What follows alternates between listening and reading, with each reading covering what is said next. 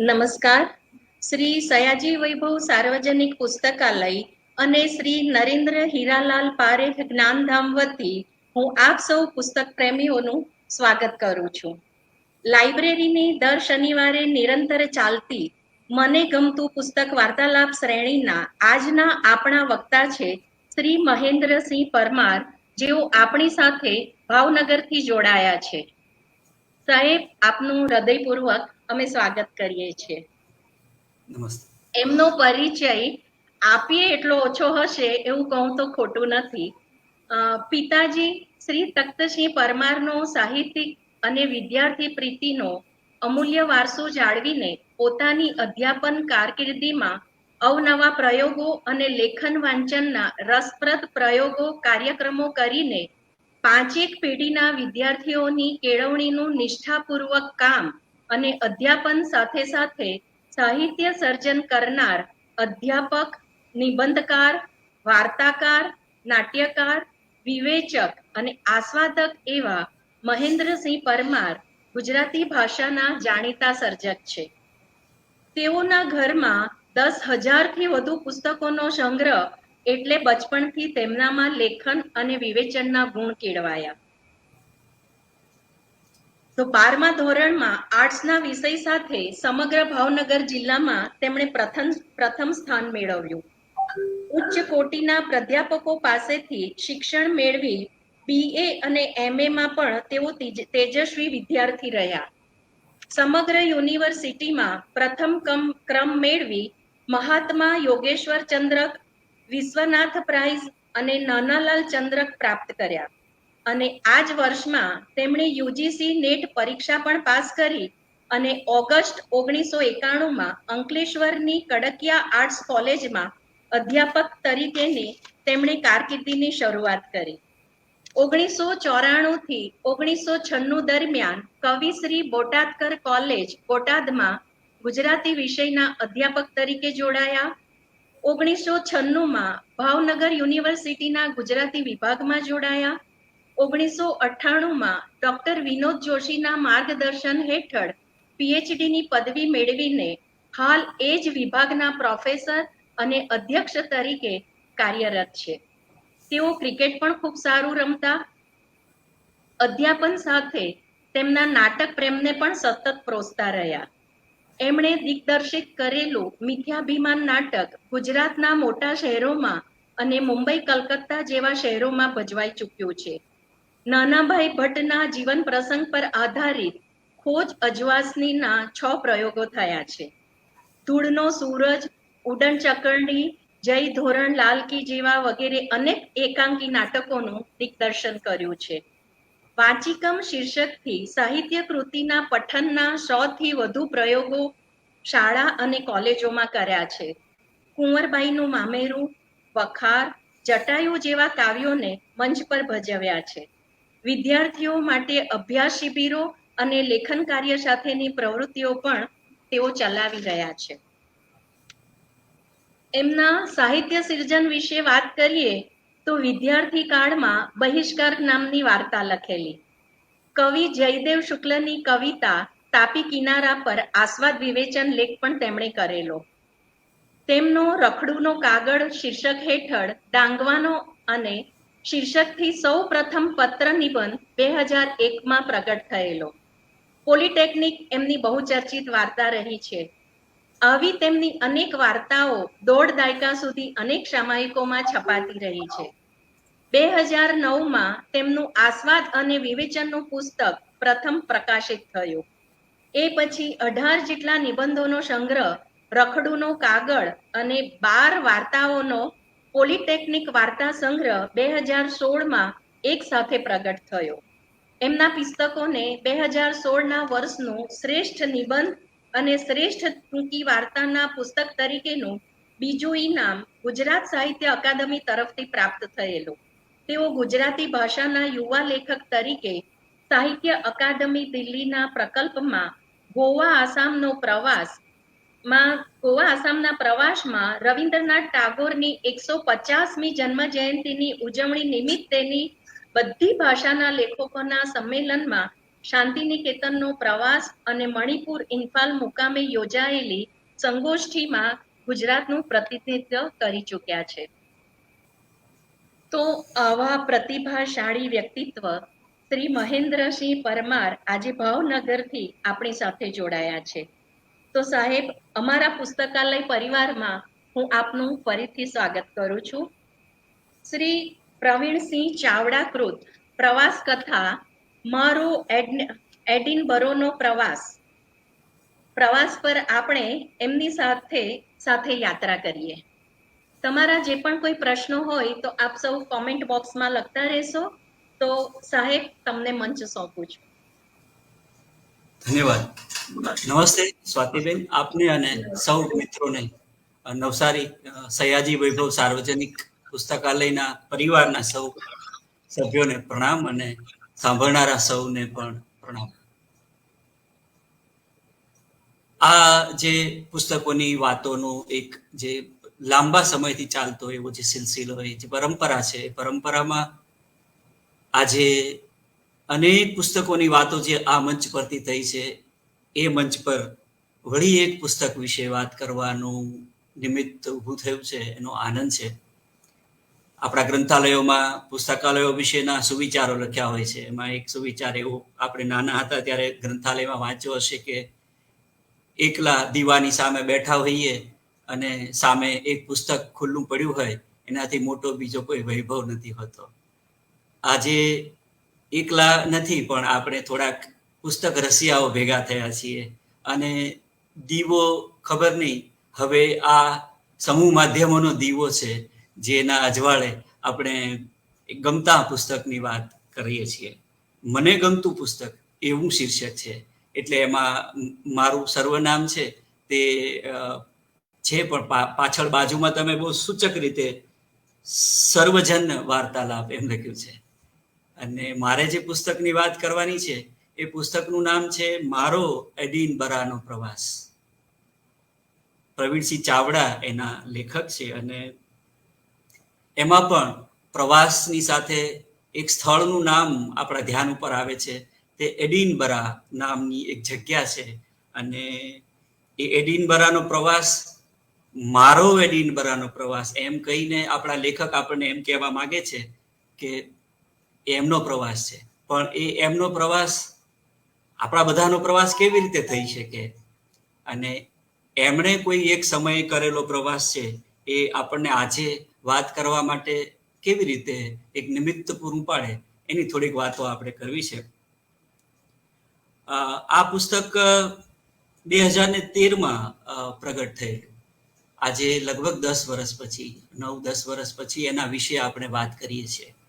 આ પરિચય માળામાં જે પુસ્તકો વિશે વાતો થઈ છે, એમાં આ પુસ્તક વિશે હજી સુધી વાત નહોતી થઈ, એટલે મને સહેજે એવું થયું કે આપણે આ પુસ્તકની વાત કરીએ. જ્યાં ચરણ રૂકે ત્યાં કાશી, ઝાકળના બિંદુમાં જોયો ગંગાનો જળરાશિ. જ્યાં પાય ઉઠે ત્યાં રાજમાર્ગ, જ્યાં તરતો તે મહાસાગર. જે ગમ ચાલું એ જ દિશા મુજ ધ્રુવ વ્યાપે નિરંતર. સ્થિર રહું તો સરકે ધરતી, હું તો નિત્ય પ્રવાસી. એમ કરીને આપણને હરીન્દ્રભાઈએ પ્રવાસનો એક ચહેરો ખોલી આપેલો. હું તો ધરાનું હાસ છું, હું પુષ્પનો પ્રવાસ છું. નથી તો ક્યાંય પણ નથી, જુઓ તો આસપાસ છું. હું ત્યાં જ છું, હતો હું જ્યાં, હું સહેજ પણ ખસ્યો નથી. અને અનાદિકાળથી જ હું સતત પ્રવાસ છું. એટલે આ બીજો જે મામલો છે, રાજેન્દ્ર શુક્લે કીધો તે, એની સાથે આપણા લેખકની વાત જાય એમ છે. કેમ કે આ ફરંદા કહેવાય એવા આપણે રાહુલ સાંકૃત્યાયનને જો યાદ કરીએ તો એમણે ઘુમક્કડી એવો એક શબ્દ હિન્દીમાં આપ્યો છે. અને આ ઘુમક્કડી છે તે મારા જેવા રખડું સ્વભાવના એક વ્યક્તિને તરત સ્પર્શે એવો શબ્દ છે. પણ આપણા જે લેખક છે, એ લેખકનો સ્વભાવ એવો ઘુમક્કડ સ્વભાવ નથી. એટલે આપણે નવસારી અને ભાવનગરને જોડીએ છીએ તો વચ્ચે સુરત પણ આવે છે. અને સુરતના આપણા જયંત પાઠક આપણને એવું કહેતા હતા કે આ અગાશી મારા હરદ્વાર ને કાશી. તો તમે અગાશીમાં બેઠા હો અને તમે હરદ્વારે જઈ આવો અને તમે કાશીએ જઈ આવો, એમ આપણા આ લેખક છે એ સ્વભાવે પ્રવાસી નથી, સ્વભાવે નિવાસી છે. પણ આપણે નિવાસમાં હોઈએ ત્યારે આપણે પ્રવાસમાં નથી હોતા એમ આપણે નથી કહી શકતા. એટલે આ જે ચોપડી છે બહુ સૂચક રીતે, એટલે આમ તો આ એમનું, એટલે એમની આ ચોપડી આપણે વાંચીએ તો ખ્યાલ આવે કે એમને એમના એક સાહેબ પૂછતા હતા કે તું અહીંયા જે આવ્યો. આપણે સામાન્ય રીતે આવું વેકેશન આવે એટલે આપણે નક્કી કરતા હોય કે આ વેકેશનમાં આપણે રામેશ્વર જશું, કે આ વેકેશનમાં આપણે ઋષિકેશ જશું, કે આ વેકેશનમાં આપણે સ્વિટ્ઝરલેન્ડ જશું, કે એમ. એટલે પેલી વોન્ડરલસ્ટ છે, એક ભ્રમણ કામના એવો શબ્દ આપણે બનાવીએ. ભોળાભાઈ આપણને તરત યાદ આવે, વિદિશાના નિબંધો પ્રવાસના આપણે જો વાંચ્યા હોય તો એ તરત યાદ આવે. ને પેલું એક ચંચળ મનનું પંખી હોય જે સમય આવે એટલે ઉડવા માટે તત્પર હોય. હેથા નહીં અન્ય કોણ ખાને, અહીંયા નહીં બીજે ક્યાંક એમ આપણને ઉડાઉડ કરવાનું મન થાય. તો આ જે ફરકનો આપણો સ્વભાવ છે એ સ્વભાવ આપણને દિશાઓના અનેક સીમાડાઓ સુધી પહોંચાડતો હોય.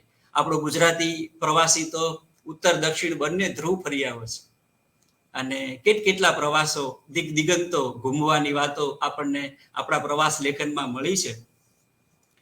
પણ મારે એમ કેવું છે કે આપણે આખા ભૂમંડળ ઉપર ફરી વળીએ અને એ બધું બરાબર છે. આપણો ગુજરાતી માળું તો દેશાવર ખેડી આવ્યો છે, બધું બરાબર છે. પણ આ ચોપડી જેની વાત કરે છે એ થોડીક જુદી છે. અને ઘણી બધી રીતે આ ચોપડી વિશે વાત કરવાનું મન થાય એવું ઘણું છે. પણ પ્રવાસ છે એ જેમ કોઈ વ્યક્તિ ક્યાં જાય છે એમ અગત્યનું છે, એની જેમ કોણ જાય છે એ પણ અગત્યનું છે. એટલે મારો એડિનબરાનો પ્રવાસ એમ જ્યારે આપણા લેખક કહેતા હોય ત્યારે આપણને એક વસ્તુ સમજાય છે કે આપણા આ એક એવી વ્યક્તિ કોઈ એક જગ્યાએ જઈ આવી છે જે જગ્યાએ જવાને કારણે એને થોડીક વાતો કરવાનું મન થયું છે. જે જગ્યાએ એ ગયા છે એ જગ્યા એડિનબરા છે, સ્કોટલેન્ડ છે, ઇંગ્લેન્ડની બાજુમાં. અને કમ્યુનિટી એજ્યુકેશનનો કોર્સ કરવા માટે 3 મહિના એ ત્યાં રહેવા ગયા હતા. એટલે આપણે ગાઈડેડ ટૂરમાં ગયા હોઈએ તો આપણને નર્મદા ચાલતા આપણે જઈએ તો ઠેકાણાઓ આવતા જાય. એવી રીતે આપણને આપણો ગાઈડ છે તે દેખાડતો જાય કે જુઓ હવે આપણે અહીંયા પહોંચ્યા, અહીંયા આપણી પાસે અડધી કલાક છે, અડધી કલાકમાં તમે બધું જોયા હો, પાછા બેસી જાઓ, આપણે બીજી જગ્યાએ જવાનું છે. એમાં જો આપણે મોડું કરીએ તો આપણો ગાઈડ આપણને વઢે છે કે તમે બધાનો સમય બગાડ્યો. એટલે એવી એક જે ફ્લાઇંગ કહેવાય, ઉડતા પ્રવાસીની જે ભૂમિકા છે એ જુદી છે. અને સ્થિર રહીને કોઈક એક જ જગ્યાએ રહીને એ જગ્યાને, એના સ્પંદનોને, એના વાતાવરણને, ત્યાં મળતા લોકોને, ત્યાં થતા અનુભવોને, એના પ્રસંગોને એ બધાને સારવવા, એને ચિત્તમાં ઉતારવા અને એના વિશે વાત કરવી એ એક જુદી ભૂમિકા છે. આપણે ઇંગ્લેન્ડના પ્રવાસની જ વાત વિચારીએ તો કેટલા બધા લોકો ઇંગ્લેન્ડ ગયા છે. એટલે ભારત માટે તો બ્રિટન અને બ્રિટનની આસપાસનો પ્રદેશ છે એ પ્રવાસ કરવા માટેનું એક જૂનું અને પરિચિત સ્થળ છે. આપણે યાદ કરીએ તો કરસનદાસ મૂળજીથી શરૂ કરી અને મૈપતરામ, રૂપરામ નીલકંઠ અને મહારાણી નંદકુંવરબાનો એક સરસ ગોમંડળ પૃથ્વી પરિક્રમાનો પ્રવાસ આપણને મળ્યો છે. ગાંધીજીએ આપણને વિલાયતમાં રહેવાના અનુભવો આ સત્યના પ્રયોગોમાં કીધા છે. અલગારી રખડપટ્ટી આપણને તરત યાદ આવશે. આ પુસ્તક સાથે એની વાત કરવાની મજા પડે એવું છે, પણ આપણે તો અત્યારે આ પુસ્તકને જ કેન્દ્રિત કરીને વાત કરીએ છીએ. એટલે અલગારી રખડપટ્ટીની દુનિયામાં આપણે વાચકોને અને શ્રોતાઓને સંકેત કરીએ કે આ પ્રવાસ પતી જાય પછી તમે ત્યાં જજો, ત્યાં પણ તમને રસ પડે એવા બ્રિટનના ચિત્રો છે. એક બહુ જ સરસ પુસ્તક બીજું જે આની સાથે જ વાંચવાનું મન થાય એવું છે તે વિદેશ વસવાટના સંભારણા નામનું પુસ્તક છે. જીતેન્દ્ર દેસાઈ એના લેખક છે. આ આપણા લેખક 3 મહિના બ્રિટન રહ્યા, સ્કોટલેન્ડ રહ્યા, એડિનબરામાં રહ્યા. જીતેન્દ્રભાઈને 1 વર્ષ રહેવાનું થયેલું અને એ 1 વર્ષ એ પણ ભણવા ગયેલા. એટલે હવે બીજી વાત છે કે પ્રવાસ કરવા આપણે જઈએ ત્યારે પ્રવાસ કરવાનું નિમિત્ત શું છે એ પણ પ્રવાસ વિશેની વાતો કરવા માટેની ભૂમિકાઓ બદલતું રહે. એટલે હું ફરવા ગયો હોઉં ત્યારે અત્યારે તમે વાત કરતા જ પ્રવાસ અને યાત્રા એવા 2 શબ્દો વાપર્યા કે આપણને આ પ્રવાસની વાત કરીને આપણે યાત્રા કરાવશે એમ. આપણે યાત્રા કરીએ ત્યારે આપણા મનમાં એક જુદી માનસિક ભૂમિકા છે, અને આપણે ભ્રમણ કરીએ ત્યારે આપણા મનમાં જુદી ભૂમિકા છે, આપણે રખડીએ ત્યારે જુદી ભૂમિકા છે, અને આપણે મુસાફરી કરીએ ત્યારે જુદી ભૂમિકા છે. એટલે પ્રવાસની સાથે જોડાયેલા બધા આ શબ્દોનો આપણે ખ્યાલ કરીએ ત્યારે પ્રવાસનું કેન્દ્ર પણ એમાં બદલાતું રહે છે. એટલે ઘણી વખત મુસાફરી પણ હોય અને ઘણી વખત ધક્કો પણ હોય, કે આપણે જઈએ પછી ખબર પડે કે આપણને ધક્કો થયો એમ. એટલે આ ચોપડી છે એમાં આપણો જે લેખક છે એ ભણવા માટે એડિનબરા ગયો છે, અને ભણવાના ભાગરૂપે ત્યાં રહીને એણે જે જગત જોયું છે એ જગત આપણી પાસે એણે બહુ જ રસપ્રદ અને બહુ જ કળાત્મક રીતે રજૂ કર્યું છે.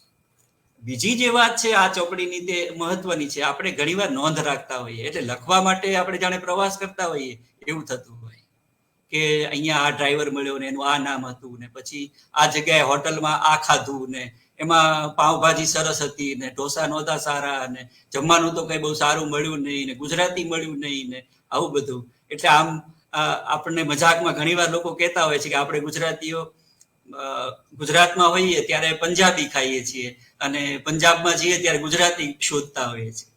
તો આ બધી વિલક્ષણતાઓની વચ્ચે એક વિલક્ષણ પ્રવાસ કથા વિશે મારે વાત કરવાની છે. એ વિલક્ષણ એટલા માટે છે કે એમાં કેન્દ્રમાં પ્રવાસ નથી, એના કેન્દ્રમાં નિવાસ છે, અને નિવાસ જે પ્રવાસના નિમિત્તે થયો એ નિવાસની વાત એમને કરવી છે, અને એમાં એક જુદું જીવન છે. અને એ જીવન એમણે નોંધ્યું છે એમની પાસે એ 3 મહિનાના નિવાસ દરમિયાન જે નાની નાની સ્મૃતિઓ સચવાઈ રહેલી, એટલે નોંધો નહોતી કરી, પણ કોઈનું વિઝિટિંગ કાર્ડ હોય, કે કોઈ ડાયરીમાં કોઈનું નામ નોંધેલું હોય, કે કોઈ પ્રસંગ એમના ચિત્તમાં સ્થિર થયો હોય.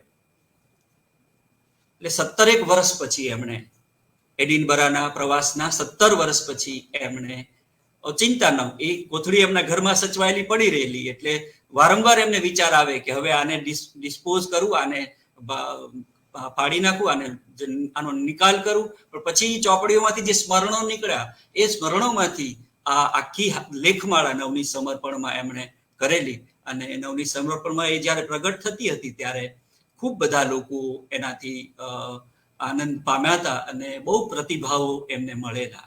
પણ એ પ્રતિભાવો જે દર મહિને પ્રગટ થતા લેખમાળાને મળતા હોય એવા પ્રતિભાવો હતા. ચોપડી પ્રગટ થઈ પછી આ ચોપડી વિશે બહુ વાતો ન થઈ, દુર્ભાગ્યે બહુ વાતો ન થઈ.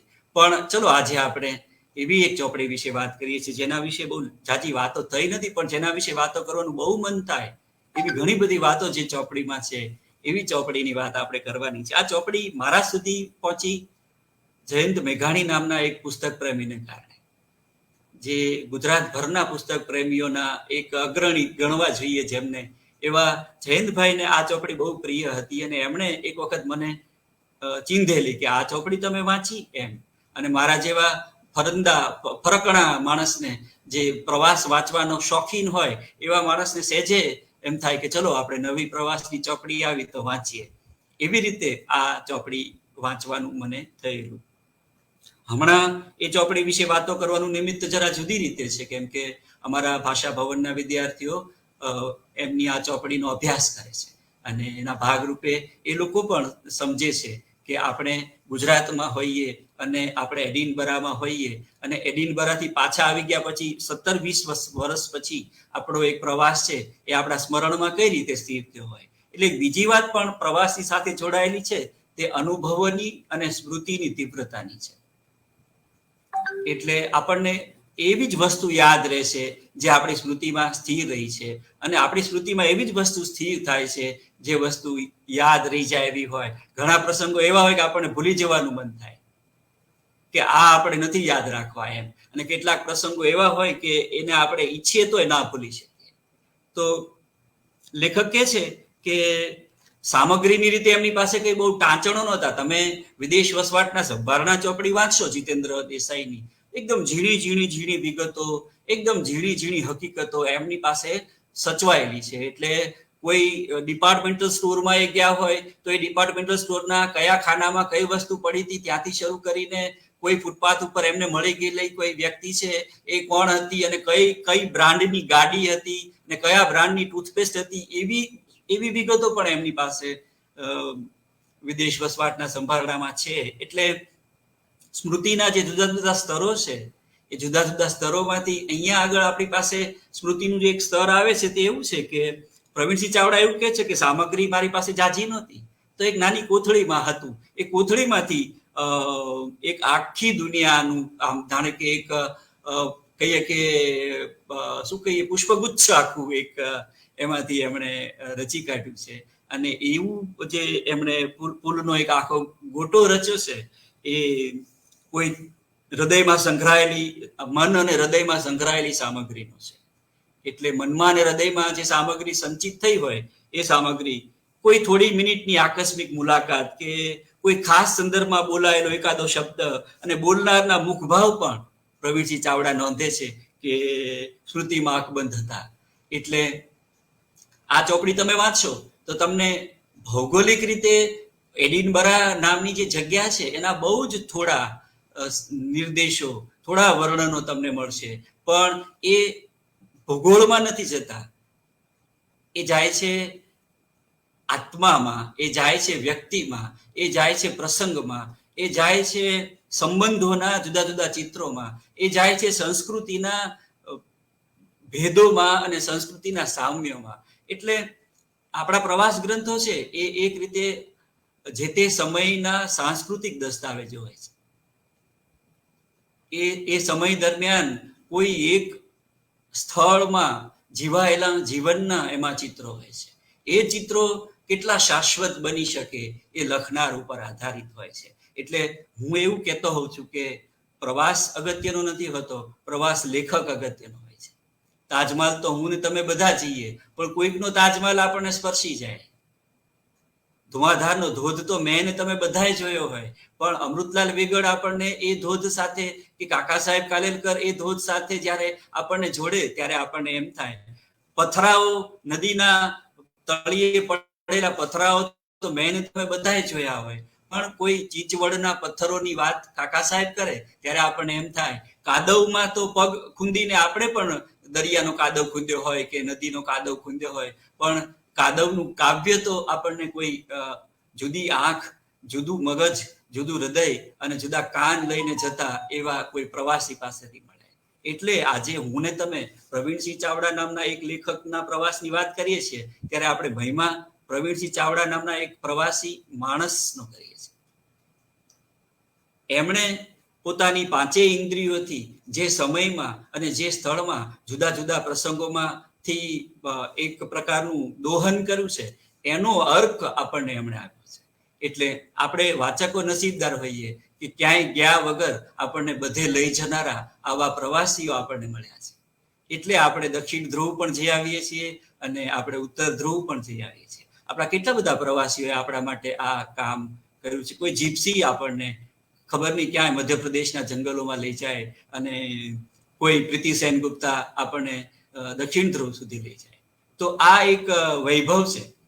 સયાજી વૈભવ સાર્વજનિક પુસ્તકાલયમાં આપણે વાત કરીએ છીએ ત્યારે આ જે ફરવાનો વૈભવ છે એ વૈભવ અક્ષરોનો વૈભવ બનીને જે રીતે આપણે બધાને દેશ દેશાવરમાં, અને આપણે તો એક સરસ પુસ્તક છે આપણા વિનોદ મેઘાણીએ લખ્યું છે ભૂભુઆ દિગંતો. તો આ જે દિગંતો અણદીઠા અને છે ને આ ઘટમાં ઘોડા થનગને આતમ વિંજે પાંખ અણદીઠેલી ભોમ પર, આ જે અણદીઠેલી ભોમ આપણને જાણીતી કરવાનું કામ આપણા પ્રવાસીઓ કરે છે.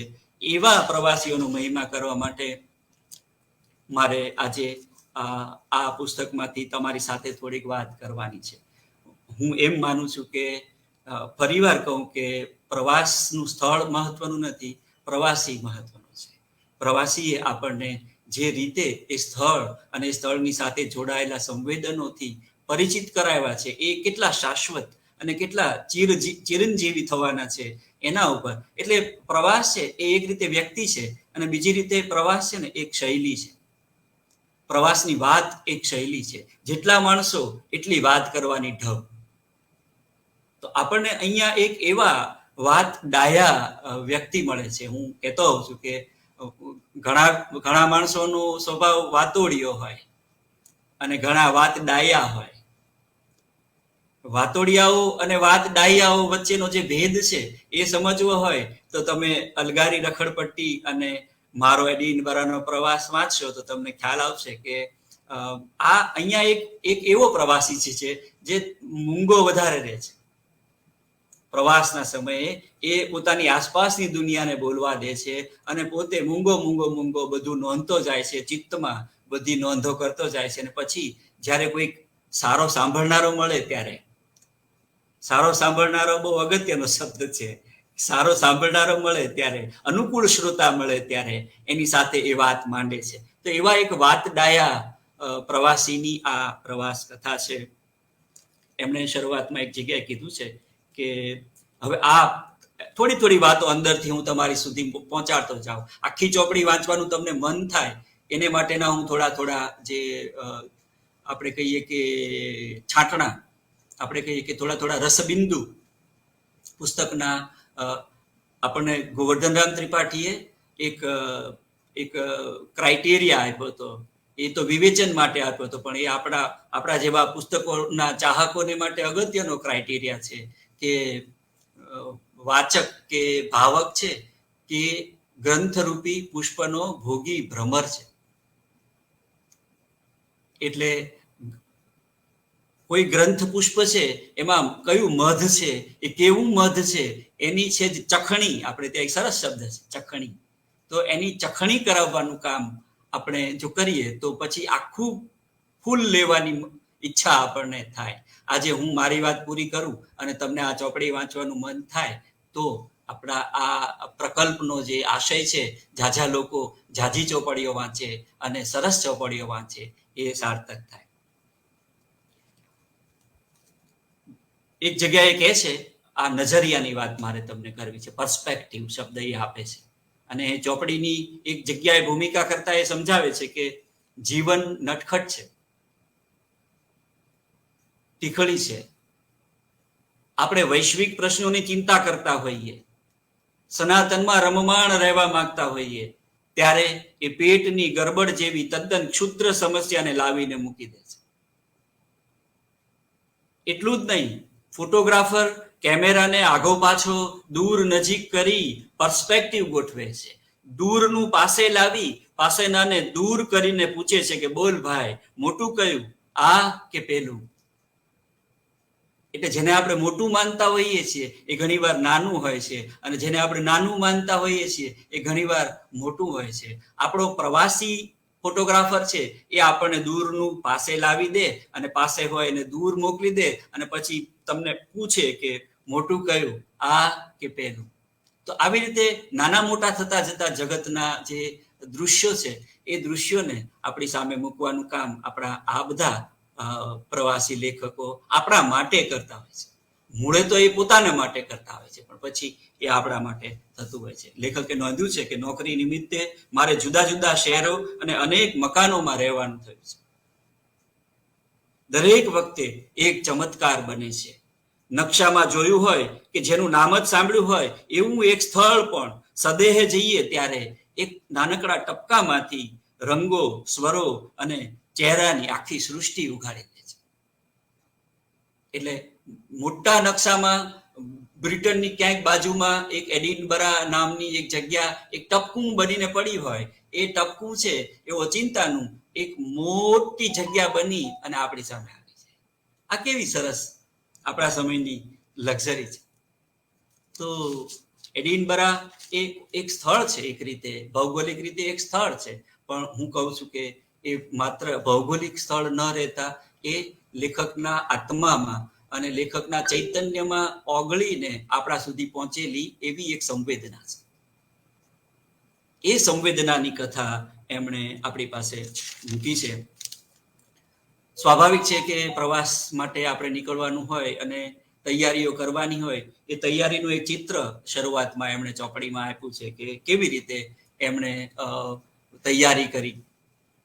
આપણે ખાખરા લઈ લઈએ ને આપણે ગાંઠિયા લઈ લઈએ ને નાસ્તો લઈ લઈએ ને ભાતું બાંધીએ ને એવી બધી વાતો આ ચોપડીમાં નથી. પણ જે જગ્યાએ આપણો લેખક જવાનો છે એ જગ્યા કેટલી બધી ઠંડા મલકની જગ્યા છે, અને એ જગ્યાએ જતા પહેલાની તૈયારીઓ કર્યા પછી બહુ સૂચક રીતે એમણે એમના એક અધ્યાપકે એમને એક રેફરન્સ આપ્યો છે. આપણે સામે હવે દાખલા તરીકે આપણે 2022માં પ્રવાસની વાત કરીએ ત્યારે આપણું જગત ઘણું નાનું થઈ ગયું છે.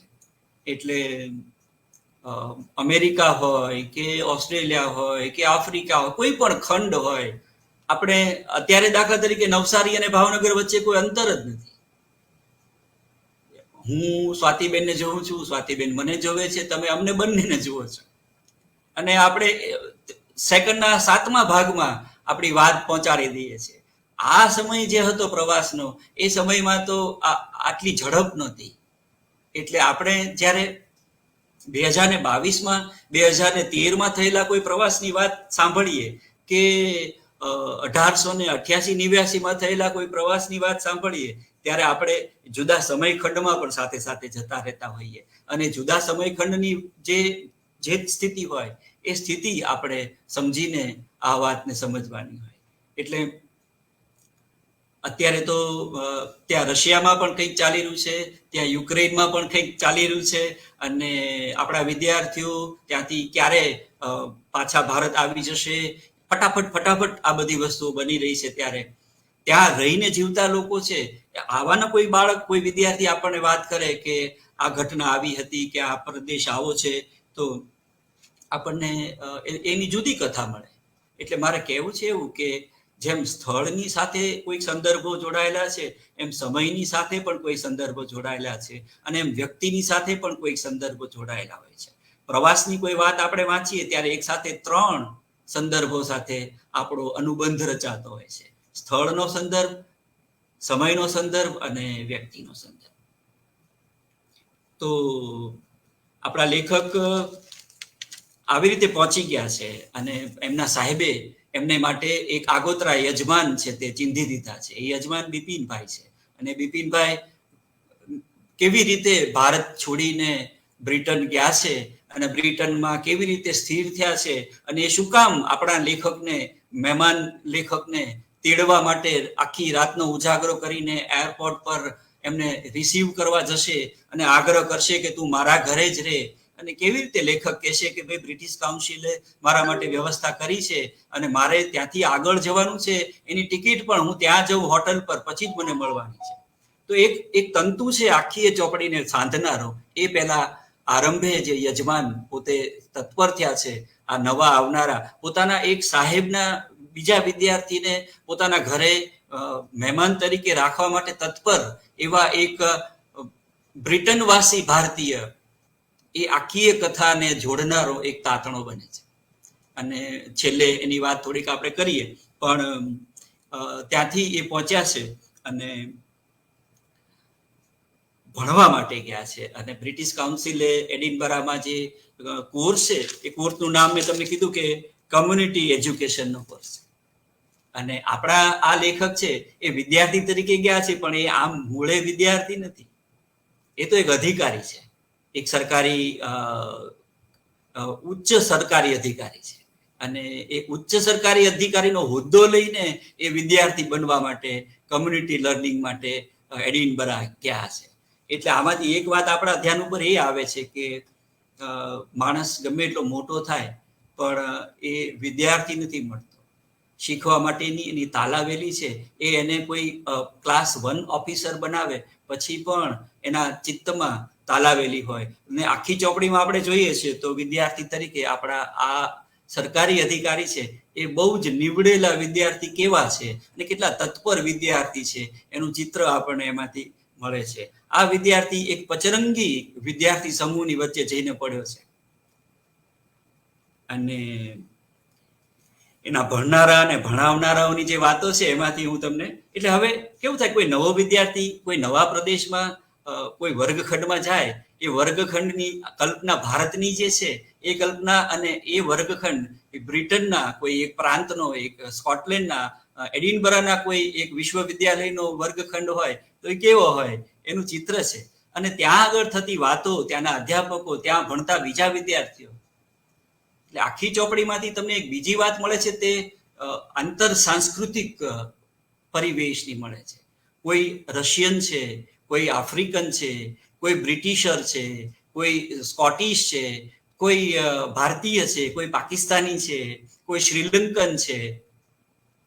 આટલા બધા વૈવિધ્યપૂર્ણ સહનિવાસી, સહગ્રહવાસીઓ. સહનિવાસી કહેવા કરતા મને શબ્દ સૂચે છે સહગ્રહવાસીઓ.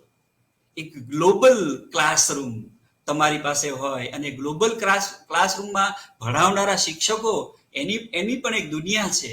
અને એ દુનિયા કેવી છે કે એમાં કોઈ ટ્રક ચલાવતા ટ્રક ડ્રાઇવિંગ, લોરી ડ્રાઈવર તરીકે કામ કરનારો એક માણસ છે, એ પાછો શિક્ષક બન્યો છે અને તમને ભણાવી રહ્યો છે. એટલે એવા શિક્ષકો, એવા સહપાઠીઓ, એવા સહકર્મીઓ, આ બધાની વાતો એમણે આપણને કરી છે. એ ક્લાસરૂમનું એક ચિત્ર હું તમને દેખાડું. આપણે તો હમણાં ગૂગલ ક્લાસરૂમમાં છીએ.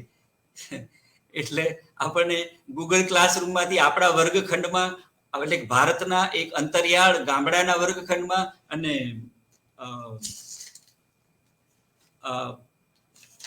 એડિનબરાના વર્ગખંડમાં શું ફેર છે એની ખબર આપણને પડે છે. એ નોંધે છે કે ત્યાં આગળ ભણનારા જે છોકરાઓ છે, બધા ઉંમરમાં તો એમના કરતા જુદા જુદા છે. અને પરિચય આપવાનો આવ્યો છે. પરિચયમાં બધા પોતપોતાનો પરિચય આપે છે, ત્યારે આપણા લેખક પ્રવીણસિંહ ચાવડા એમ બોલે છે. અને એની પહેલા ભૂમિકામાં કહેવામાં આવે છે કે એ તો ગુજરાતના એક મોટા સરકારી કર્મચારી, મોટા અધિકારી છે. ત્યારે સાથે ભણનારા બીજા નાના છોકરાઓ વાવ કરે છે. અને એ એક પ્રકારની સંકોચ પામવાની અવસ્થામાં આપણા લેખક છે. પછી પોતાનું ભારતીય નામ એ કહે છે, ત્યારે પેલા પ્રોફેસરનું નામ આખું બોલે છે, ત્યારે પ્રોફેસર પણ ના પાડે છે કે મારું આખું નામ નહીં બોલવાનું, પ્રોફેસર સ્ટુઅર્ટ ડેવિડ એવું નહીં, ડેવિડ જસ્ટ ઓકે, આ ડેવિડ. તો આપણે તો સાહેબ કરીને આપણે આપણા શિક્ષકોને ઓળખતા હોઈએ. આ કે છે કે તારે મને ડેવિડ કહેવાનું એમ. અને પછી પોતાનું નામ કે છે તો પ્રવીણસિંહ ચાવડા, એટલું બધું મોટું બોલતા કોઈ નથી ફાવતું. અને પ્રવીણ, આ બધા ઉચ્ચારોમાં પણ પ્રોબ્લેમ છે. એટલે બધા કહે છે કે અમે તને ખાલી પ્રવીણ કહેશું, અમે પ્રવીણસિંહ ચાવડા એવું નહીં બોલીએ એમ. એટલે આપણો એક અહંકાર છે, આપણી કોમ સાથેનો, આપણી જ્ઞાતિ સાથેનો, આપણા સંસ્કારો સાથેનો, આપણો નામ સાથેનો આપણો એક અહંકાર છે. લેખક કહે છે કે મારો આ કવચ કુંડળ જે હતા નામ અને અટકના, એ ત્યાં આગળ ઉતરી ગયા. એટલે આખી કથામાંથી આપણને જે એક રસપડે એવી વાત મળે છે તે આ છે કે તમે તમારા પદના, તમારી પ્રતિષ્ઠાના, તમારા નામના, તમારી કોમના, તમારી જ્ઞાતિના એવા બધા કવચ કુંડળો લઈને જતા હો, ત્યારે ઘણી વખત એ કવચ કુંડળો તમને બીજાની સાથે ભળતા રોકી રાખે. તો અહીંયા એક સારી વસ્તુ બની કે આવા બધા કવચ કુંડળ ઉતરી ગયા અને હું ખાલી રહ્યો પ્રવીણ એમ. તો એ એક બહુ જ રસપ્રદ કહેવાય એવો એમનો એ અનુભવ છે. ક્લાસરૂમમાં સાહેબ ભણાવે ત્યારે છોકરાઓ બહુ શિસ્તપૂર્વક ભણે અને લાઇબ્રેરીમાં પણ બહુ ડિસિપ્લિનથી વાંચે એમ. બાકી એ બધા છોકરાઓ તો નવી પેઢીના, એટલે કે પરદેશી જનરેશનના છોકરાઓ, પરદેશી સંસ્કારના છોકરાઓ. એટલે હાથમાં ટેટુ છાપેલા હોય ને. હવે તો આપણા માટે આ કલ્ચર બહુ નવું નથી, પણ લેખક જ્યારે એ ત્યાં ગયા હતા ત્યારે એમને માટે આ આખી સંસ્કૃતિ જુદી હતી. કે ધૂમ બાઇક ચલાવનારાઓ, કે ક્લાસરૂમની બહાર, કોલેજની બહાર સિગરેટ પીતા હોય અને મજાક મસ્તી કરતા હોય અને ઠઠ્ઠા મસ્કરીઓ કરતા હોય ને બિયર પીતા હોય ને, એવા છોકરાઓ લાઇબ્રેરીમાં જોવે છે તો એમને લાગે છે કે આ બધા એ જ છોકરાઓ છે જે લાઇબ્રેરીમાં વાંચે છે.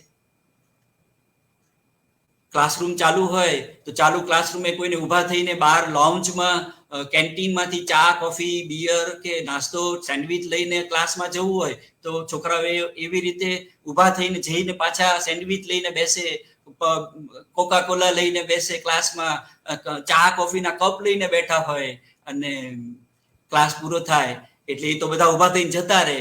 પણ પેલા પ્રોફેસર છે એ 3-4 કપ જે પડ્યા હોય લઈને પાછા બહાર મૂકી આવે.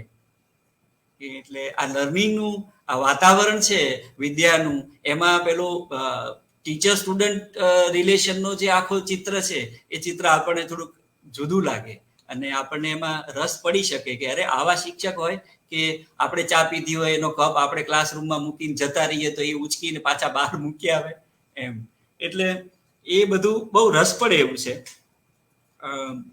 જુદા જુદા વિદ્યાર્થીઓ સાથેની એમની વાતો છે અને એ સહપાઠીઓમાંથી કોઈ બાર્ટનોવ નામનો એક રશિયન છે અને એ બાર્ટનોવ નામનો રશિયન પણ એક બીજો કોર્સ ભણવા માટે એડિનબરામાં આવ્યો છે અને એને અંગ્રેજી નથી આવડતું કેમ કે એ રશિયાનો છે. અને આપણે હમણાં રશિયાની વાત કરીએ તો આપણને સહેજ આમ રશિયા વિશેની કંઈક વાત આવે તો રસ પડે.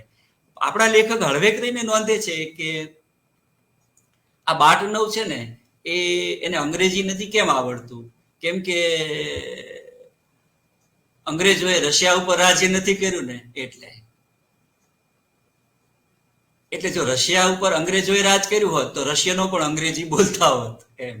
એટલે આ બિચારો અંગ્રેજી નહીં જાણવાને કારણે જે ફાંફા મારે છે એમાં એમને આપણા આ પ્રવીણસિંહનો સંપર્ક થઈ જાય છે અને આપણા લેખક એને કહે છે કે તમે ચિંતા ના કરો, હું તમને જ્યાં જવું છે ત્યાં બધે લઈ જઈશ. તો ભાષાના જે બધા બહુ જ બધા બોલીગત અને ભાષાગત વૈવિધ્યો છે એ વૈવિધ્યોનું એક ચિત્ર આપણને આ ચોપડીમાં મળે છે. કોઈ આફ્રિકન છે એ પોતાની ભાષાના સંદર્ભમાં વાતો કરે છે, કોઈ રશિયન છે એની પાસે એની ભાષા છે, કોઈ બ્રિટિશર છે એ ગુજરાતી શીખવા માંડે છે અને મારે જમવું છે એમ કરીને ગુજરાતી બોલે છે. ત્યારે આપણે એક આખું લિંગ્વિસ્ટિકલ વેરિએશન, એક આખું ભાષાગત વૈવિધ્ય છે એ આપણને થાય કે આ આખી પૃથ્વી કેટલી બધી ભાષાઓથી જોડાયેલી છે અને બધી ભાષાઓનું કેવું પોતપોતાનું એક સૌંદર્ય છે. અને આપણે બીજી ભાષા શીખીએ ત્યારે આપણે કેવી રીતે બીજી સંસ્કૃતિ શીખતા હોઈએ છીએ એનું ચિત્ર એમણે આપણને આપ્યું છે. પોતે આપણા આ વિદ્યાર્થી છે એ બહુ કીન વિદ્યાર્થી છે, બહુ રસપૂર્વક જુદા જુદા અભ્યાસક્રમોના જુદા જુદા વ્યાખ્યાનો. એટલે આપણે ભણવા જઈએ તો શું હોય કે ભણવા માટે કોર્સના નામ લખાઈ દીધું હોય, પછી આપણે થિયેટરમાં ફિલ્મ જોઈ આવીએ કે થેમ્સ નદી કેવી છે કે પેલા પહાડો કેવા છે, હાલો ફરી આવીએ એમ. એટલે ભણવાનું એક બાજુ રહે ને આપણે સાઇટ સીઈંગમાં જતા રહીએ. આપણે અહીંયા ભણતા હોઈએ છીએ તો પણ આપણો એ અનુભવ હોય છે કે આપણો વર્ગખંડ છે એને બંક કરી અને આપણે ખબર નહીં ક્યાં ક્યાં તાપી તટે વિહરતા હોઈએ કે ખબર નહીં શું શું કરતા હોઈએ. પણ આપણો આ લેખક બહુ પ્રમાણિક વિદ્યાસેવી છે અને એને નવું નવું જાણવાની અને નવી નવી વાતો સમજવાની ખૂબ તાલાવેલી છે. એટલે ભારતીય તરીકે આ આપણો વિદ્યાર્થી છે એ પોતાના દેશનો અને પોતાની સંસ્કૃતિનો પ્રતિનિધિ સમજે છે. એટલે આપણને ખબર છે કે પૂર્વ અને પશ્ચિમના જે સંસ્કાર ભેદો છે એમાં આપણા દેશ વિશેની માન્યતાઓ, આપણા દેશ વિશેની કેટલીક ગેરસમજો અને આપણા દેશની સાથે જોડાયેલી બાબતો અંગેના પરદેશીઓના ચિત્તમાં રહેલા કેટલાક ચિત્રો છે એ ઘણીવાર નેગેટિવ પણ હોય છે. એટલે એક દિવસ ઓચિંતાનો એમને કહેવામાં આવે છે કે તું તો ભારતથી આવ્યો છો અને ભારતમાં તો કામસૂત્ર બહુ જાણીતું છે અને તું કામસૂત્ર વિશે અમને વાત કર એમ. એટલે આપણા લેખક મૂંઝાય છે કે હું આમને કેવી રીતે વાત કરું. પછી એ બહુ જ બુદ્ધિપૂર્વક એ કહે છે કે જેમ મારા દેશમાં કામસૂત્રની ચર્ચા થઈ છે એમ મારા દેશમાં યોગસૂત્ર અને બ્રહ્મસૂત્રની પણ વાત થઈ છે. એટલે હું તમને માત્ર કામસૂત્રની વાત નહીં કરું, હું તમને યોગસૂત્ર અને બ્રહ્મસૂત્રની પણ વાત કરીશ. યુએન દ્વારા આફ્રિકાના કેટલાક ભૂખમરાથી પીડાતા દેશોને જે મદદ કરવામાં આવી એના વિશે ચર્ચા થાય છે. એટલે કેટલાક બ્રિટિશરો એમ કે છે, કેટલાક અમેરિકનો એમ કે છે કે જુઓ અમે આફ્રિકાને મદદ કરી, આફ્રિકાના ભૂખ્યા લોકોને અમે મદદ કરી. એટલે એ આખો પ્રસંગ બહુ જ રસપ્રદ છે.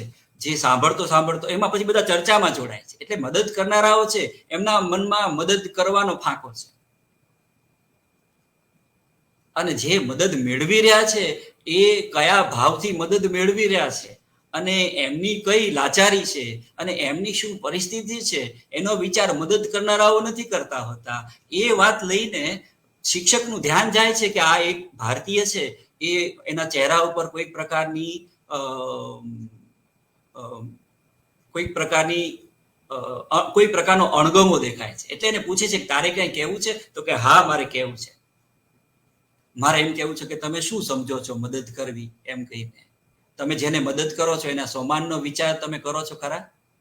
કે છે કે હું મહાન સંસ્કૃતિનો પ્રતિનિધિ છું મારા દેશની, અને મારા દેશની મહાન સંસ્કૃતિ એમ કે છે કે તમે જેને મદદ કરો છો એને જમણા હાથે મદદ કરો તો તમારા ડાબા હાથને પણ ખબર ન પડે એમ તમે મદદ કરો.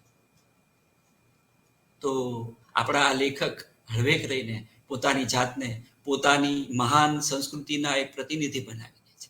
તમે અલગારી રખડપટ્ટી વાંચો તો તમે વિદેશ વસવાટના સંભારણા વાંચો તો તમને એક કમ્પેરેટિવ સ્ટેટમેન્ટ એક ધારું ચાલતું લાગે, ત્યાં અને અહીંયા.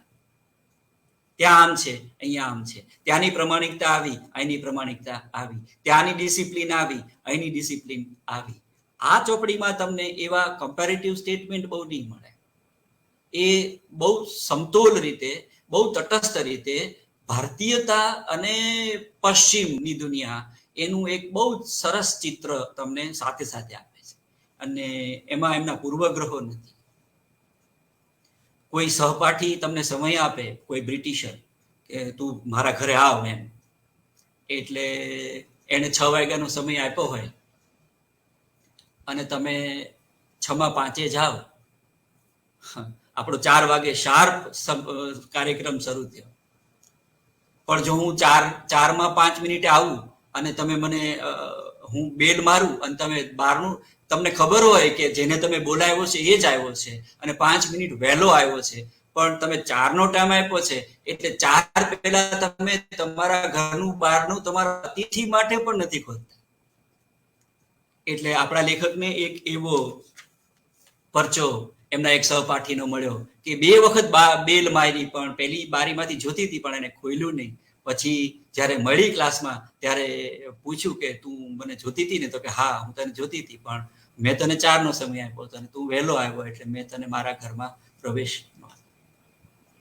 તો આવા ચિત્રો છે બધા, જુદા જુદા પ્રકારના, જુદી જુદી ચિત્તવૃત્તિના, જુદા જુદા સ્વભાવના લોકોનો એક આખો માળો છે આ ચોપડીમાં. અને એમાં એમને એક જેનેટ સ્વિની નામના એક બેન મળ્યા છે. એ બેનની સાથેની વાતોમાંથી એમનો પરિચય એવો અંતરંગ થયો છે કે એમને ઇન્વાઇટ કર્યા છે કે તું અમારે ત્યાં ડિનર કરવા આવ. અને પછી ખબર પડી છે કે એના હસબન્ડ છે તે ઇન્ડિયન છે. આ ચોપડીમાં એક બીજી રસ પડે એવી વસ્તુ મેં તમને કીધી, તે ટ્રાન્સ કલ્ચરલ. કોઈ ભારતીય છે એ કોઈ ફોરેનરને પરણ્યા છે, કોઈ ફોરેનર છે એ કોઈ ભારતીયને પરણ્યા છે, અને એ લોકોના લગ્ન જીવનમાંથી એક આખી જે સામાજિક પરિસ્થિતિ સર્જાણી છે એ સામાજિક પરિસ્થિતિના ચિત્રો આ ચોપડીમાં નહીં તો એવા 4 યુગલો છે. એમાંનું કોઈ કલકત્તાનું છે અને કોઈ લંડનનું છે, એમાંનું કોઈ રાજસ્થાનનું છે અને કોઈ બ્રિટનનું છે. એવા એટલે મલ્ટીકલ્ચરલ કહેવાય એવા સહજીવનના ચિત્રો આમાં છે. બિપિનભાઈની વાત હું છેલ્લે કરવાનો છું એટલે અત્યારે નથી કરતો, પણ આવું એક બાળક છે જે બંગાળી પુરુષ અને પરદેશી સ્ત્રી દ્વારા જન્મ પામ્યું છે. એ પ્રતિમા નામની એક છોકરીની કથા આ ચોપડીમાં છે. તમે પરિચય વાંચો ત્યારે જોતા હતા કે આ પ્રવાસની વાત છે, એના કરતા જાજી તો કોઈ એક રસપ્રદ નવલકથા વાંચતા હોઈએ એવી વાત છે. એ રસપ્રદ નવલકથા પ્રવાસ કથાના ભાગરૂપે થઈ જાય એનું કારણ શું છે? એનું કારણ એમાં આપણા લેખકે કૌટુંબિક અને સામાજિક સંબંધોને અને માનસિકતાઓના પ્રસંગોને એવી રીતે વણી લીધા છે. જુદી જુદી માનસિકતાઓના પ્રસંગો એમણે વણી લીધા છે. એમાં ક્યાંક દેશ માટે ઝૂરતા એવા આ નરેશભાઈ જેવા એક સંગીતકાર, એટલે એવી રીતે ડિનર ઉપર બોલાવ્યા છે આપણા ઇન્ડિયન સ્ટુડન્ટને, અને એ ડિનર પર ગયા તો પેલા નરેશભાઈ છે, જેનેટના હસબન્ડ છે, એ લોટવાળા હાથે રસોઈ કરતા કરતા બહાર આવ્યા છે. અને પહેલો પરિચય બહુ સરસ ચિત્રાત્મક રીતે લેખકે આપ્યો છે કે બે એક હાથમાં કળચી છે તવીથો કે એવું કંઈક રસોઈનું સાધન છે, બીજા હાથ લોટવાળા બગડેલા છે, અને જે યજમાન છે એ મહેમાનને કેવી રીતે આવકારવા એ નક્કી નથી કરી શકતા. એટલે બે હાથ એના રોકાયેલા છે, એટલે એ આમ એક પ્રકારની વિચિત્ર પ્રકારની એક દેહ ભૂમિકામાં એમને આવકારે છે. પછી ખબર પડે છે કે આ નરેશ તો બહુ મોટા સંગીતકાર છે, અને સંગીત માટે એમને એમના દેશે એક ઇલકાબ પણ આપ્યો છે, અને વર્ષોથી સ્થિર થઈ ગયા છે પરદેશમાં. પણ પછી ફરવા લઈ ગયા તો ફરતા ફરતા વાત થઈ, વાતમાંથી વાત નીકળી કે આજે તો ભારતમાં એમ કે ભારતની પૂનમ છે આજે. એમ રાત પડી ગઈ ને ચંદ્ર ઉગ્યો, એટલે નરેશે કીધું કે આજે તો ભારતની પૂનમ છે. એટલે લેખકને નવાઈ લાગી કે આમને કેવી રીતે ખબર કે આજે હોળી છે. પોતાના દેશથી દૂર, ભારતીય કેલેન્ડરથી લગભગ સંપર્કમાં ન હોય એવો એક પરદેશી મહિલાને પરણેલો એવો એક ભારતીય જે પૂરેપૂરો પાશ્ચાત્ય થઈ ગયો છે, એના ચિત્તમાં ભારતનું કેલેન્ડર કેટલું બધું અકબંધ પડ્યું છે. અને એને લેખકને નહોતી ખબર કે આજે પૂનમ છે ફાગણી, અને આજે હોળીનો તહેવાર દેશમાં મનાવાઈ રહ્યો હશે. પણ પેલા નરેશભાઈના ચિત્તમાં એ હોળી નું એટલે વતનનું સ્મરણ એક અગ્નિ રૂપે એમના ચિત્તમાં છે તે સળવરી રહ્યું છે. તો આવા બધા અનેક પ્રસંગોથી આ ચોપડી ભરેલી છે. ત્યાંના સાથે ભણનારાઓના બધા સામાજિક પ્રશ્નો પણ એમાં છે. અને એક જુલિયટ નામની છોકરી છે, એ છોકરીના જીવનના ફ્રસ્ટ્રેશન એ આ એક સહપાઠી ભારતીયને કેવી રીતે કહે છે કે પોતે જેને પરણી છે એ તો સારો પતિ છે, પણ એને એક એવા પુરુષ સાથે પ્રેમ છે જે પુરુષને બીજી 3 સ્ત્રીઓ સાથે પ્રેમ છે. એટલે છોકરી ફ્રસ્ટ્રેશનમાં રોતી રોતી કહે છે કે મારો પતિ તો બહુ સારો છે, પણ હું એને પ્રેમ કરું છું, અને એ જેને પ્રેમ કરે છે એ બીજી 3 સ્ત્રીઓ છે. એટલે આપણો લેખક હળવે કરીને કહે છે કે ભર્તૃહરિ, જુઓ અહીંયા આગળ એક નવી કથા ભર્તૃહરિની થઈ ગઈ. અશ્વપાળ, પિંગળા અને અમરફળની એક કથા અહીંયા થઈ ગઈ. તો આપણો લેખક સાહિત્યનો, અંગ્રેજી સાહિત્યનો વિદ્યાર્થી છે, અને દુનિયાભરનું અંગ્રેજી સાહિત્ય વાંચીને આપણા પોતાના દેશની સાહિત્યિક પરંપરાઓને પચાવીને બેઠેલો એવો આપણો લેખક છે. એટલે વાત વાતમાં શેક્સપિયરના, વર્ડસવર્થના, કીટ્સના, બાયરનના, બધા જગતભરના કથાકારોના, એલિયટના, એવા બધા એના ચિત્તમાં જે સંદર્ભો પડ્યા છે એ બધા સંદર્ભો એની વાતોમાં સાથે આવી જાય છે. એટલે અચાનક એ ભર્તૃહરિને યાદ કરે છે, અને આખી કથાને એ સુંદર રીતે એ વણી લે છે. આફ્રિકાથી માઇગ્રેટ થઈને બ્રિટનમાં રહેનારા લોકોનું એક આખું વિશ્વ છે, અને એ તો ત્યાં એટલે ડાયસ્પોરિક લિટરેચરની આપણે વાત કરીએ તો એની તો અનેક કથાઓ છે. પણ એના એક યજમાન એવા 2 સોરઠી ગુજરાતીઓનો ભેટો કરાવે છે, જે ગુજરાતીઓએ પોતાનું વતન જોયું જ નથી. અને એક પબમાં એ લોકો ભેગા થઈ ગયા છે, અને પબમાં ભેગા થઈ ગયા છે ત્યારે પેલા બંને ગુજરાતીઓ કહે છે કે આ ગિરનાર કેવો હશે, આ સોરઠ કેવું હશે, આ બધું તમારી વાતોમાં સાંભળીએ છીએ, પણ અમે કોઈ દિવસ જોયું નથી એમ. એટલે આપણો લેખક કહે છે કે એ લોકો એમનું વતન નહીં જોવાનો જે ઝુરાપો અનુભવે છે, એ ઝુરાપો જાણે ત્યાં આગળ કોઈ પછી દારૂ પીતા પીતા એ લોકો પોતાનો આ ગમ છે એને ઓગાળી રહ્યા છે. એ લોકો એવી નોકરી કરે છે કે 2 ભાઈઓ ભેગા નથી થઈ શકતા, તો એક પબમાં ભેગા થઈને એ લોકો વતનને યાદ કરે છે. અને આપણો લેખક કહે છે કે આ પથ્થરમાંથી કોઈએ મીણના પૂતળા કોરી કાઢ્યા હોય એવા આ 2 ભાઈઓ બેઠા છે. તો આવી નાની નાની ઝુરાપાઓની કથા છે, આવી નાની નાની કુટુંબ વિભાજનની કથાઓ છે. એક પરદેશી છોકરી પોતાના મમ્મી પપ્પા સાથે પોતે કેમ નથી રહેતી એની વાત કરે છે, અને આપણો લેખક કહે છે કે તું તો આટલી સમજદાર છો અને તારા મમ્મી પપ્પા સાથે નથી રહેતી. એટલે પેલી છોકરી કહે છે કે ધીસ ઇઝ માય ઇન્સલ્ટ પ્રવીન્સ, તું એક હદથી વધારે મારી સાથે મારા અંગત જીવનની વાત નહીં કરી છે, એટલે મારે શું કરવું ને મારે શું ન કરવું એ જોવાની જવાબદારી તારી નથી. એટલે એક આખું કલ્ચર આ પુસ્તકમાં આ રીતે આવ્યું છે. તો આવી તો અનેક કથાઓ. એક 80 વર્ષના 85 વર્ષના ડોશીએ એમને સ્વીકાર્યા છે ગેસ્ટ તરીકે.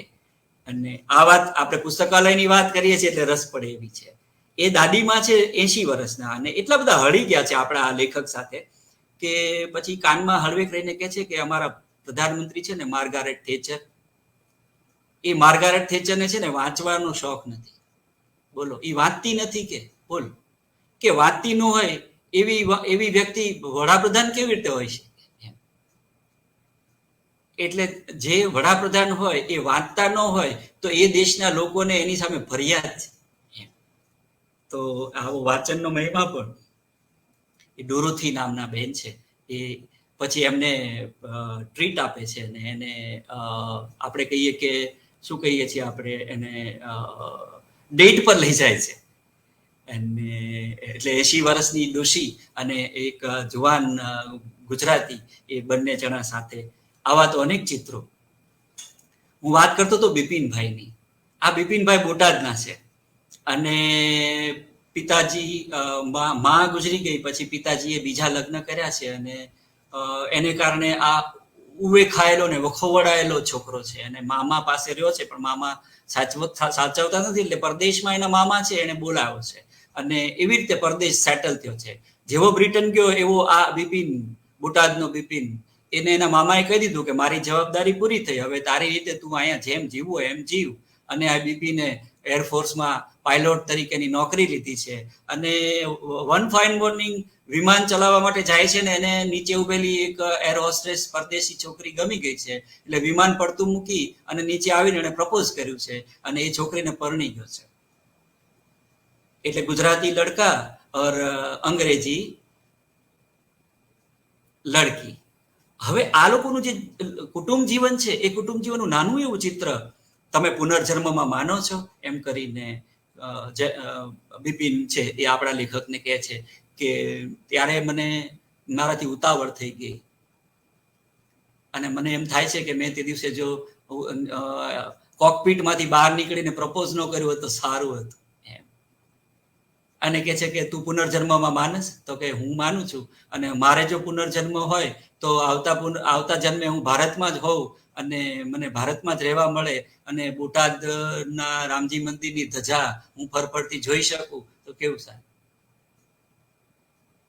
તો એવી બધી હૃદયસ્પર્શી કથાઓ, એક એકથી ચડિયાતી હૃદયસ્પર્શી કથાઓ, એક એકથી ચડિયાતા હૃદયસ્પર્શી ચરિત્રો, અને એ ચરિત્રોને વિશે વિશ્લેષણ કરતા, એ ચરિત્રોને વિશે પ્રતિભાવ આપતા એવા આપણા લેખક. ચોપડી પૂરી કરે છે ત્યારે કહે છે કે આ ચોપડી મારે કેમ પૂરી કરવી, કેમ કે મને ખબર નથી પડતી કે આ વાતો તો એટલી બધી છે કે એને પૂરી કેમ કરું. એટલે કહે છે કે હું એવા એક બિંદુ ઉપર ચોપડીને અધૂરી રાખું છું કે મારે પૂરી નથી કરવી. એટલે જેને આપણે એક પ્રવાસ કથાનું એન્ડિંગ નોટ કહીએ, ઉપસંહાર કહીએ, એવો ઉપસંહાર એમણે નથી કર્યો. એટલે આપણા માટે છોડ્યું છે કે આ તો હરિ અનંત, હરિકથા અનંત, એની જેમ આ પ્રવાસની કથાઓમાંથી તો હજી ઘણી વાતો કહેવાની બાકી છે. તાજમહલ કોણે બંધાવ્યો એવો એક પ્રસંગ છે. એટલે એમાં પેલા ફોરેનર છે એ લોકો એમ કે છે કે તાજમહલ કોણે બંધાવ્યો એમ, કે ભારતમાં રેલવે કોણે નાખી એમ, અંગ્રેજોએ નાખી? તો કે છે કે જો અંગ્રેજોએ નાખી હોય તો એ લોકો જમીન અહીંથી બ્રિટનમાંથી લઈ ગયા હશે, એ લોકો રેલવેના પાટા બ્રિટનમાંથી લઈ ગયા હશે.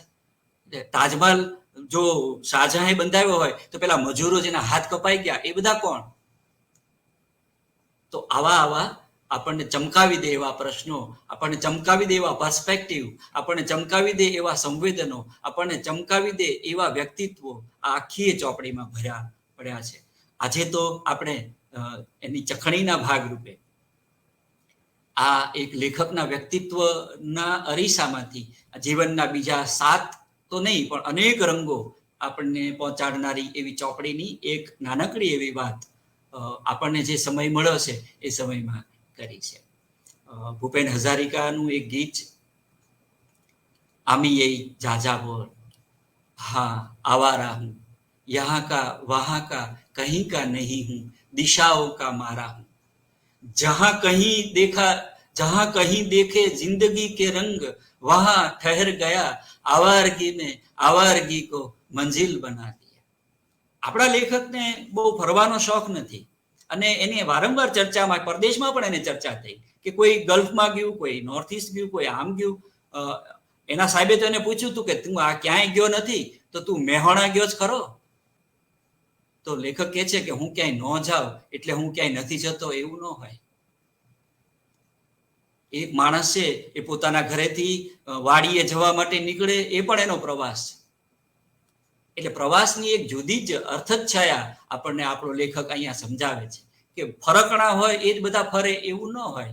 જે ઘરમાં બેઠા હોય એ પણ ફરતા હોય.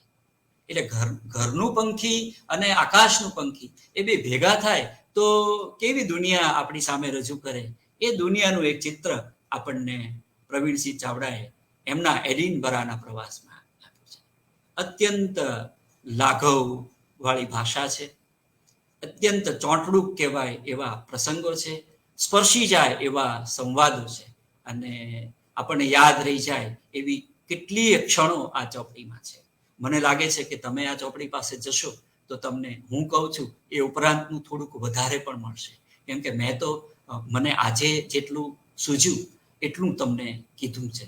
ચોપડીમાં હું કહું છું એનાથી ઘણું વધારે છે, અને મને અંગત રીતે એવું લાગે છે કે આપણે ત્યાં પ્રવાસ લેખનના નિમિત્તે જે કંઈ લખાયું છે એમાં આ ચોપડીનું પોતાનું એક ગૌરવભર્યું સ્થાન છે. એ બહુ વંચાયેલી ચોપડી નથી, પણ બહુ વંચાય એવી ચોપડી તો જરૂર છે. એટલે મારી તમને બધાને વિનંતી છે કે મારી વાતમાંથી જો તમને એવો થોડોક ઉશ્કેરાટ થાય કે ના આપણે ચોપડી વાંચીએ તો વાંચજો, અને એની હારે ફ્રીમાં બીજી 2 પણ વાંચજો, અલગારી રખડપટ્ટી અને વિદેશ વસવાટના સંભારણા. એક બ્રિટન પ્રવાસની સાથે બીજા 2 બ્રિટન પ્રવાસ, ત્રણેય ફ્રીમાં. તો મને આ વાત કરવાનો મોકો આપ્યો એ માટે સયાજી વૈભવ સાર્વજનિક પુસ્તકાલયનો હું અહીંથી ભાવનગરથી આભાર માનું છું. અને પુસ્તકોની વાર્તાઓ અવિરત ચાલ્યા કરશે. નવી ચોપડીઓ આપણને નવા લોકમાં લઈ જશે અને આપણી ભીતરના અંધારાઓને પ્રકાશિત કરશે, એવી આપણને સૌને એક અંદરથી સાત્વિક કહેવાય એવી લાગણી છે. ધન્યવાદ. નમસ્તે. ખૂબ મજા આવી સર. આપની વાણીના વૈભવથી અમે સુંદર પ્રવાસ ખેડ્યો એવું કહું તો ખોટું નથી. તમે જે વાતો કરી, સૌથી પહેલા તો તમે જે લેખક વિશે વાત કરી, પ્રવાસી અને નિવાસી, ત્યાર પછી તમે વાત કરી ઉડતા પ્રવાસી અને સ્થિર પ્રવાસીઓની વાતો કરી. તમે પ્રવાસ સાથે જોડાયેલા વિવિધ શબ્દોથી આપે સૌને માહિતગાર કર્યા. આપે વિદ્યાર્થી અને શિક્ષકના સંબંધો વિશેની વાતો કરી. આપે પૂર્વ પશ્ચિમની માન્યતાઓ વિશે વાતો કરી. આપે દેશ પ્રેમ વિશે વાતો કરી. આપે તો ખાસ જે પ્રવાસના 3 સંદર્ભ, સમય, વ્યક્તિ અને સ્થળ વિશે જે વાતો કરી, તમારો જે શબ્દ સહગ્રહવાસીઓ એ ખૂબ સ્પર્શી ગયો.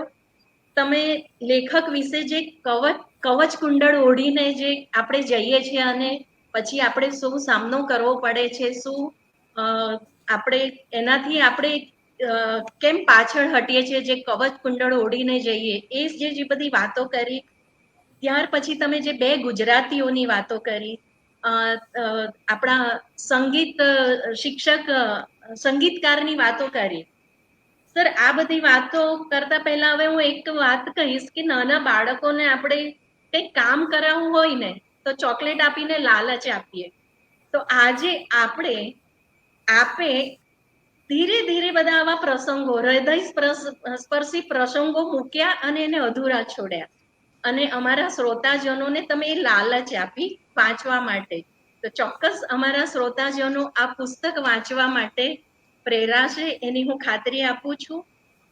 ખૂબ બધા શ્રોતાઓ આપણી સાથે જોડાયા છે અને લેખકો પણ સર જોડાયા છે આપણી સાથે.